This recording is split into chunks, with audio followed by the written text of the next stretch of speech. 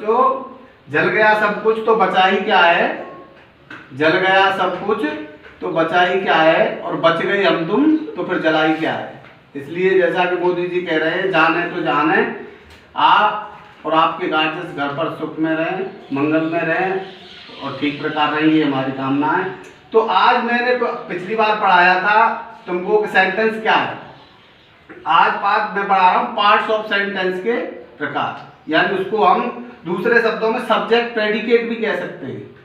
तो subject predicate हम जानते हैं, जब कोई वाक्य बनाते हैं तो हम पहले तो उस व्यक्ति या वस्तु का नाम लिखते हैं, फिर उसके बारे में उसके विषय में कुछ लिखते हैं। जैसे हम कहें मनोज बॉट द बुक, यानी मनोज ने एक किताब खरीदी, तो मनोज, पहले हमने मनोज का नाम लिखा, फिर बॉट द बुक पीछे लिखी।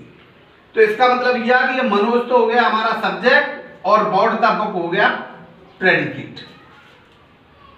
तो हम दो भागों में मैं बता रहा हूं कि सेंटेंस को हम कैसे दो भागों में बांटते हैं, एक सब्जेक्ट भाग और एक प्रेडिकेट भाग। ऐसे इंपरेटिव सेंटेंस में क्या होता है, कर्ता नहीं होता, कर्ता छिपा रहता है, यू छिपा रहता है, उसमें होता है जैसे गो देयर। तो गो देयर का मतलब यह है, सेंस उसमें यू छिपा हुआ है कि तुम वहां जाओ। गो देयर हमने सीधे सीधे कह दिया शॉर्ट में, गो देयर वहां जाओ, तो कहने का मतलब क्या हुआ कि तुम वहां जाओ, तो तुम छिपा रहता है और बाकी का सेंटेंस वहां होता है। इसी प्रकार से the sun rises in the east, यानी सूर्य पूरब में निकलता है, तो द सन के बारे में पहले हमने सन का नाम लिखा, राइजेज इन द ईस्ट, इसलिए द सन हमारा सब्जेक्ट है और राइजेज इन द ईस्ट ही हमारा प्रेडिकेट। जैसे my elder brother lives in Delhi, तो ध्यान रखने की बात यह है कि बच्चा जब 2, 3, 4 शब्दों से मिलकर के कोई बनता है सब्जेक्ट भाग, तो उसमें कंफ्यूज होता है। तो इसमें दिख रहा है माई एल्डर, मेरा बड़ा भाई लिव्स इन दिल्ली में रहता है, तो माई एल्डर ब्रदर पूरा ही करता है।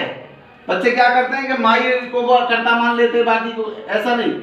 तो कई पार्टों से मिलकर भी हमारा सब्जेक्ट पार्ट बन सकता है।